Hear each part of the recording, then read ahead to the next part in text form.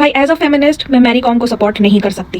भाई एक तरफ तो जहां हम पेट्रियार्की का जो सिस्टम सेट किया गया है औरत और आदमी के लिए, जिसमें जेंडर रोल्स डिसाइड किए गए हैं, उसको हम डिसमेंटल करने की बात करते हैं और हम कहते हैं कि women can be a bread winner for the family. हम दूसरी तरफ अपने ही इंटरव्यू में ये बोलते हैं कि ये मेरी कमाई पे मेरा हस्बैंड पलता है। ऐसा कौन सा हस्बैंड होता है या ऐसा कौन सा आदमी होता है जो बीवी की कमाई पे पले?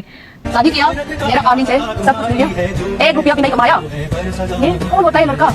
लड़की का कमाई खा के बेच सकता है। ऐसे मैरी कॉम ने बोला कि ऐसा कौन सा आदमी है जो अपनी बीवी की कमाई पे पलता है।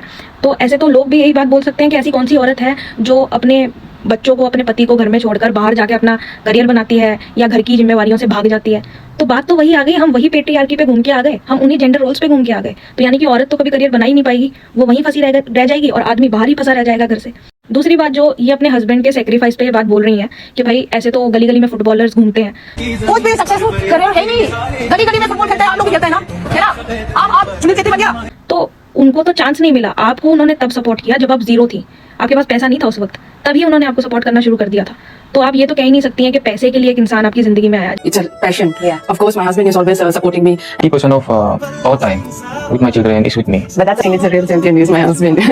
जैसे एक लड़का चाहता है कि जब वो सबसे ज्यादा गरीब हो तब एक औरत उसकी लाइफ में आए, और जब वो अमीर बने वो अपना पैसा उस औरत के साथ शेयर करे। ऐसे ही आपकी तरफ से भी ये चीज बनती है। बट द थिंग इज, बात कुछ और है। मैरी कॉम अपने अफेयर्स को जस्टिफाई करने के लिए ये बातें लेके आ रही है, जो कि उनके हस्बैंड दावा कर रहे हैं कि पैसों की तो बात है ही नहीं।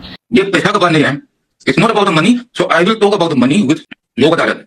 मैरी कॉम का पहला अफेयर 2013 में हुआ था, विद प्रूफ ये चीज सामने आई थी कि उनका अफेयर है। बट उस टाइम पे बातें सेटल डाउन हो गई थी। फिर उनका दूसरा अफेयर सामने आया 2017 में, वहां पे भी बातें विद प्रूफ ही आई थी। यहाँ पर इसके बाद जाके इन लोगों का डिवोर्स हो गया था।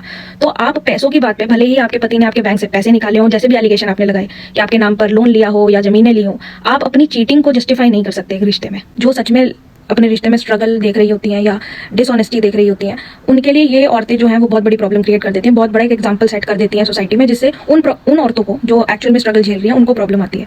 दूसरी चीज, there are so many women जो मैरी कॉम को डिफेंड कर रही हैं कमेंट सेक्शन में। नहीं ब्रो, इन्हीं औरतों से तो बचना है जो इन चीज़ों का गलत इस्तेमाल कर रही हैं।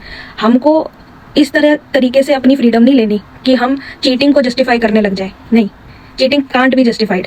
ऑनलाइन लड़कियों के लिए कैसे प्रॉब्लम्स क्रिएट होती हैं ऐसे केसेस की वजह से कि उनको जज किया जाता है और उनको इसी नज़र से देखा जाता है। जैसे मैरी कॉम के पहली बार जब अफेयर हुआ था, तभी से इस केस को आज तक घसीटा जा रहा था कुछ लड़कों की तरफ से। ऐसे में लड़कों की ये हिपोक्रेसी देखने को मिलती है कि जब हार्दिक पांडे जैसे या चहल जैसे लोग अफेयर करते हैं तो ये लोग तब साइलेंट रहते हैं, ये लोग तब उसको ब्रो कोड में गिनते हैं। वहां पर इनकी हिपोक्रेसी सामने आ जाती है। यहाँ पर ये बहुत ज़्यादा डिसरिस्पेक्ट करेंगे औरतों की और वहां पर ये चुप हो जाएंगे। तो इनकी तो बात हम करेंगे नहीं। हम अपनी तरफ से सही होकर चलें कि जो गलत है उसको गलत बोला जाए और जो सही है उसको सही बोला जाएगा।